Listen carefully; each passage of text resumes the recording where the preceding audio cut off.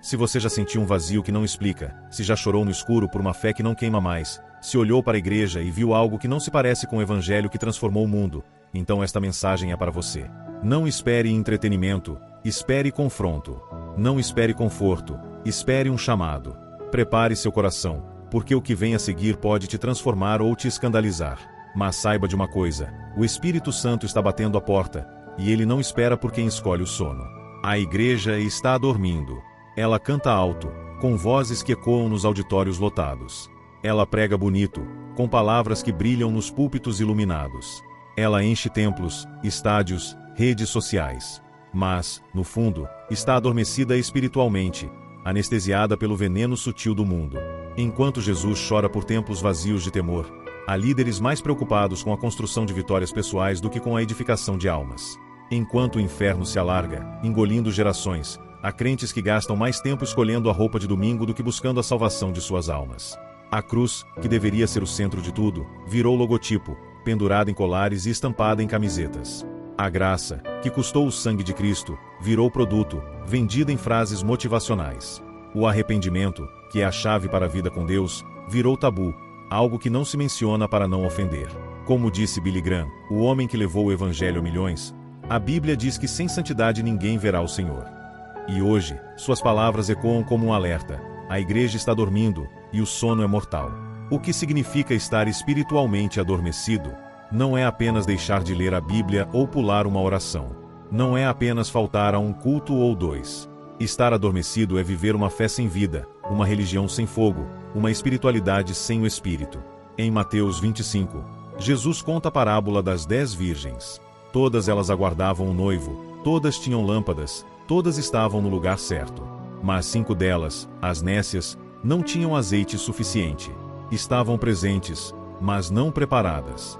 Quando o noivo chegou, a porta se fechou, e elas ficaram do lado de fora. Essa história não é apenas uma parábola antiga, é um espelho para a igreja de hoje. Estamos presentes, mas estamos prontos? Cantamos hinos, mas nosso coração arde por Deus? Vamos aos cultos, mas carregamos a cruz?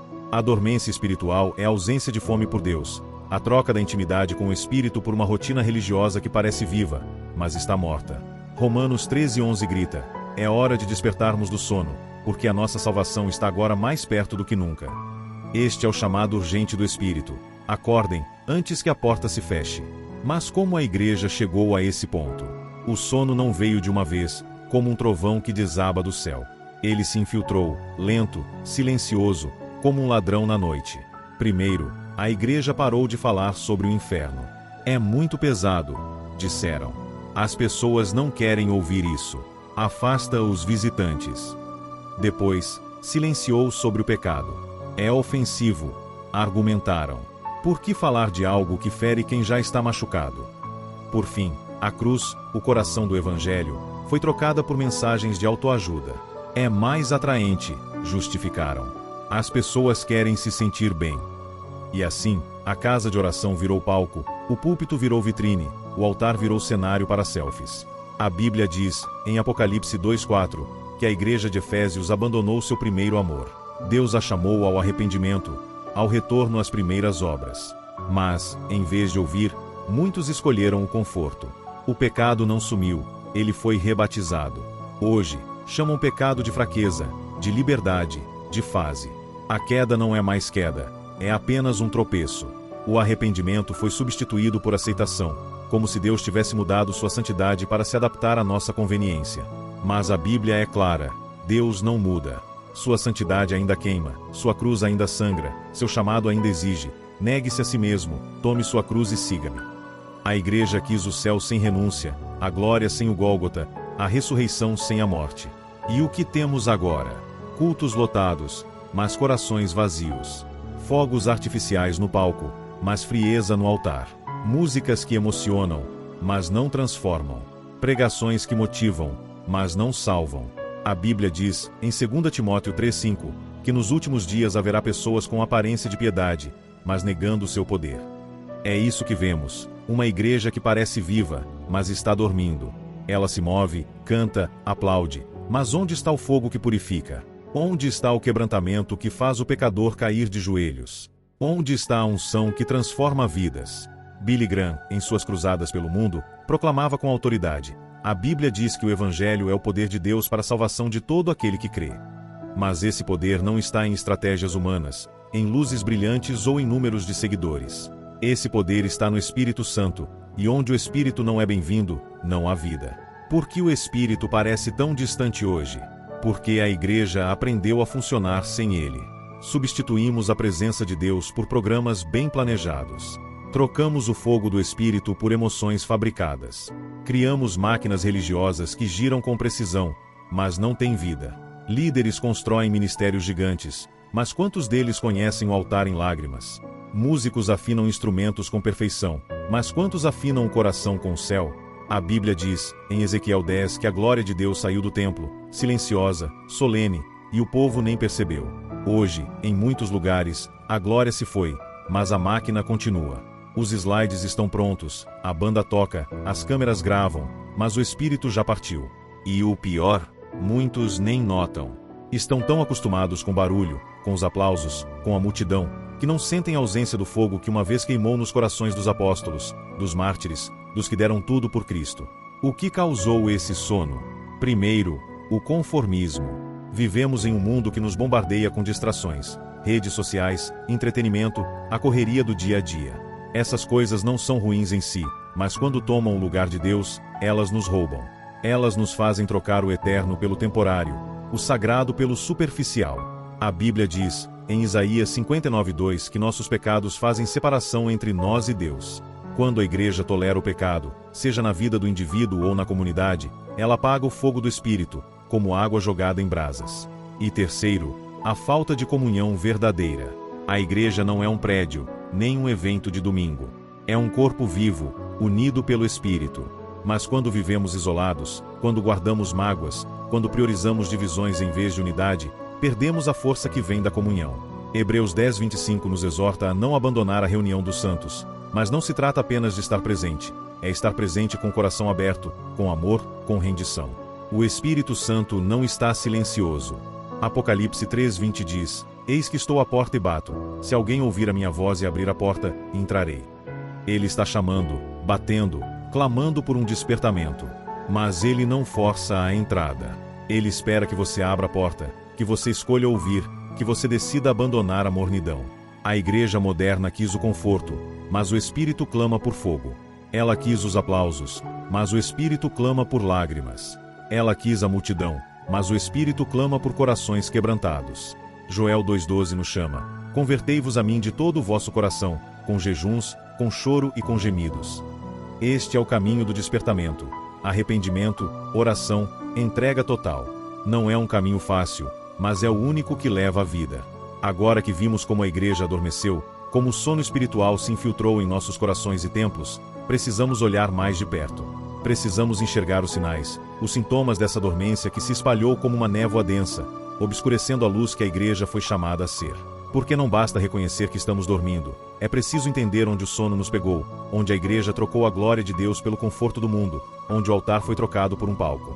E mais importante, precisamos ouvir o clamor do Espírito, que não desiste, que não se cala, que ainda bate a porta, chamando-nos para despertar. A Bíblia diz, em Efésios 5:14, Desperta, ó tu que dormes, levanta-te dentre os mortos, e Cristo te iluminará. Este é o momento de abrir os olhos, de deixar a luz de Cristo expor o que está escondido, de responder ao chamado antes que seja tarde demais. Um dos sinais mais claros de uma igreja adormecida é o silêncio sobre o pecado. O pecado não desapareceu, ele apenas mudou de nome. O que antes era chamado de rebelião contra Deus agora é suavizado como fase, desconstrução, autenticidade. O adultério virou um erro, a ganância virou ambição, a mentira virou estratégia. A igreja, que deveria ser a voz profética que confronta o pecado, aprendeu a administrá-lo, a tolerá-lo, a conviver com ele. Em vez de chamar o pecador ao arrependimento, muitos púlpitos oferecem conforto ao pecado, como se Deus tivesse mudado sua santidade para se adaptar à nossa conveniência. Mas a Bíblia diz, em Isaías 59:2, que nossos pecados fazem separação entre nós e Deus. Quando a igreja silencia sobre o pecado, ela não está protegendo o coração das pessoas, ela está permitindo que o veneno se espalhe. Ela está construindo um muro entre o povo e a presença de Deus. O silêncio no púlpito é um grito de traição ao Evangelho. Porque o Evangelho não esconde o pecado, ele o expõe, não para humilhar, mas para salvar. Ele fere para curar, quebra para restaurar, mata para dar vida. Outro sinal da dormência é a ausência da cruz. A cruz ainda está nas paredes, nos hinos, nos colares que usamos, mas ela perdeu seu peso. Ela foi neutralizada, domesticada, transformada em decoração. A igreja moderna fala de amor sem sacrifício, de vitória sem morte, de fé sem sangue. Mas a Bíblia diz, em Hebreus 9:22, que sem derramamento de sangue não há remissão. A cruz não é um símbolo bonito, é uma forca onde o velho homem vai para morrer. É onde nossas vontades, nosso orgulho, nossos pecados são cravados. Billy Graham, que pregou para milhões, dizia que a cruz é o coração do Evangelho, porque é onde encontramos o Cordeiro que carregou nossa culpa. Mas hoje, muitos preferem um Cristo motivador, um Cristo que promete sucesso sem renúncia, bênção sem quebrantamento. Onde está o Cristo esmagado, o homem de dores descrito em Isaías 53? Onde está o Salvador que nos chama para carregar a cruz, não apenas para admirá-la? A cruz incomoda porque ela exige. Ela mostra que você não é bom, que seus esforços são trapos de imundícia, que sua justiça é podre. Ela clama por rendição, por morte, por um novo nascimento. Mas a igreja moderna quer a glória sem o Gólgota, a ressurreição sem o túmulo, a vida sem a cruz. E isso é impossível. A dormência também se revela no evangelho diluído que tomou os púlpitos. Hoje, ouvimos mensagens que falam mais de autoestima do que de santidade, mais de prosperidade do que de pureza, mais de sucesso do que de salvação. O evangelho moderno é leve, palatável, projetado para agradar multidões. Ele promete o céu, mas não menciona o caminho estreito. Ele oferece bênçãos, mas ignora o custo do discipulado. Ele fala de amor, mas silencia sobre o juízo. Esse evangelho é como veneno com gosto de mel, doce na boca, mortal na alma. A Bíblia diz, em Gálatas 1:8, que se alguém pregar um evangelho diferente do que foi entregue, analise, tenha cuidado. O verdadeiro evangelho é afiado como uma espada de 2 gumes. Ele separa, corta, expõe. Ele diz ao pecador, você está perdido, você precisa morrer, você precisa nascer de novo. Não é uma mensagem que lota auditórios, porque ela confronta. Ela fere. Ela exige tudo. Mas é a única mensagem que salva. Billy Graham, em suas cruzadas, proclamava com lágrimas. A Bíblia diz que Cristo veio para salvar pecadores, não para massagear egos. E hoje, muitos saem dos cultos motivados, mas não regenerados, animados, mas não transformados, aplaudindo, mas ainda escravos do pecado. A igreja também adormeceu porque substituiu a presença do Espírito por uma máquina religiosa. Cultos são planejados com precisão, as músicas têm o tempo certo, os slides estão sincronizados, a iluminação cria o clima perfeito. Mas onde está o Espírito que constrange? Onde está a unção que faz o coração tremer?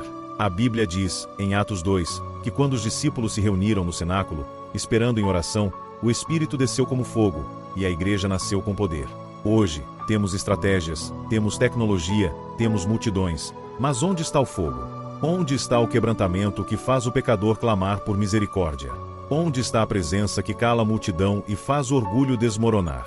A igreja moderna aprendeu a funcionar sem Deus.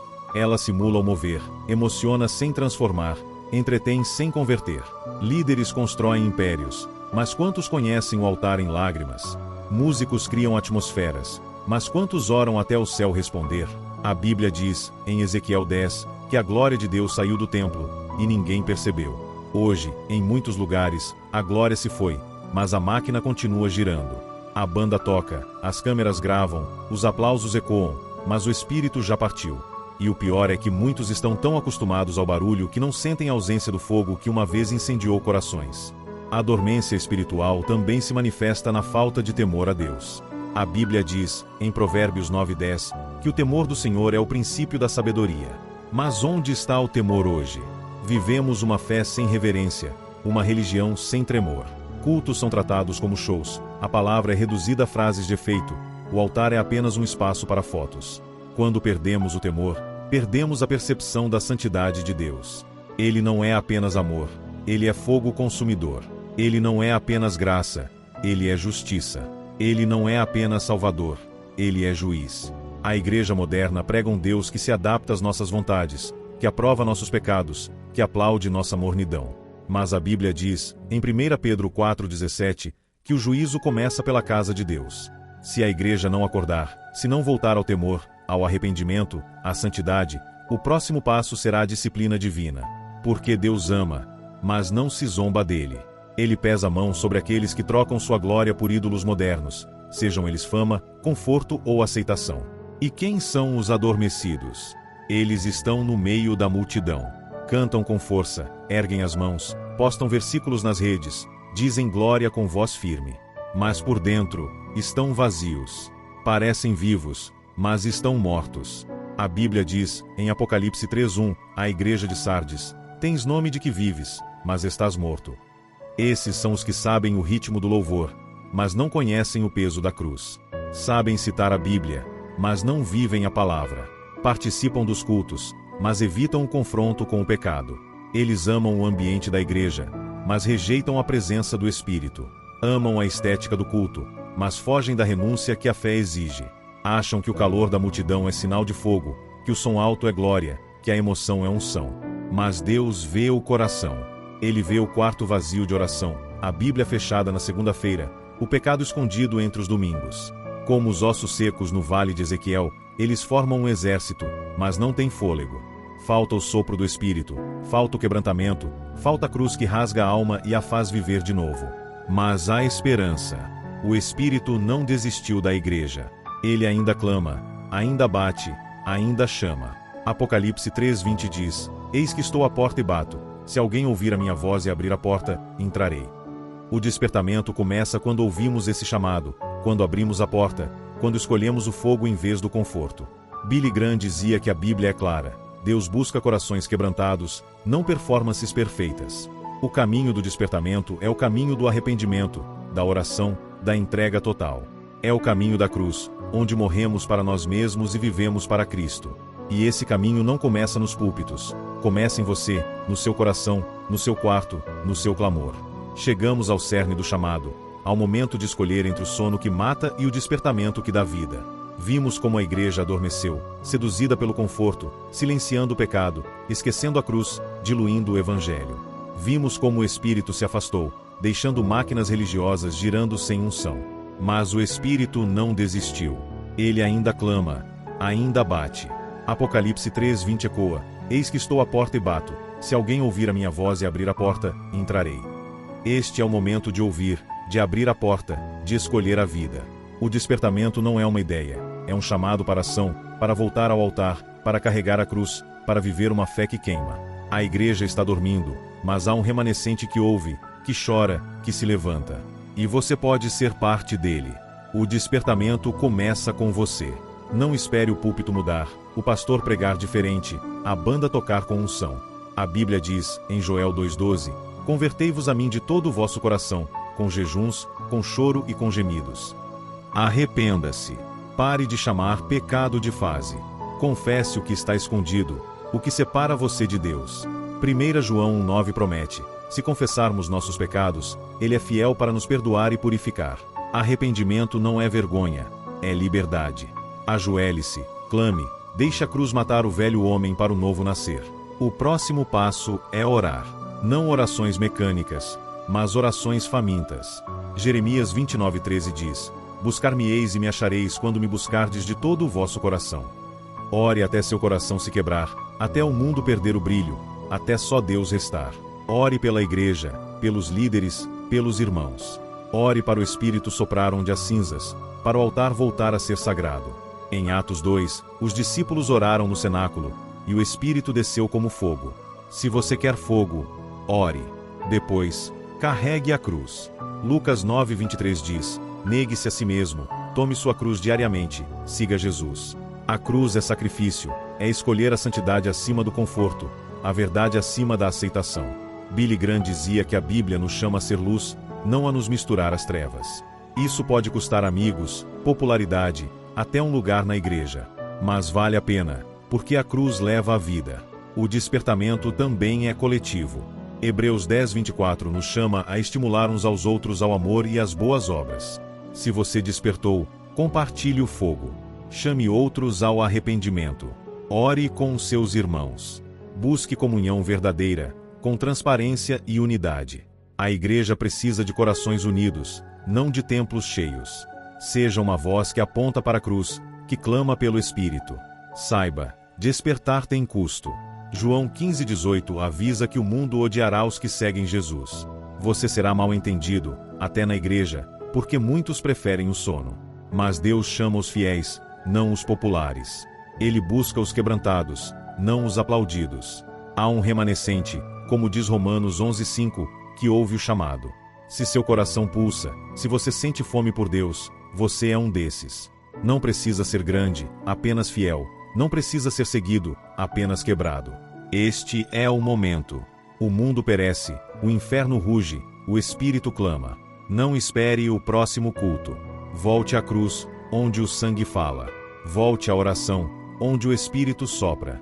Volte ao temor, onde Deus é santo. Seja a tocha no meio do sono, o altar vivo nas ruínas. Se esta mensagem te confrontou, não volte ao sono. Inscreva-se, comente o que Deus falou, compartilhe com quem precisa. Esta mensagem é sobre fogo, sobre levantar os que ainda choram e ouvem. Que o Espírito acenda sua alma. Que a cruz seja sua bandeira. Que o despertamento comece em você. Até a próxima!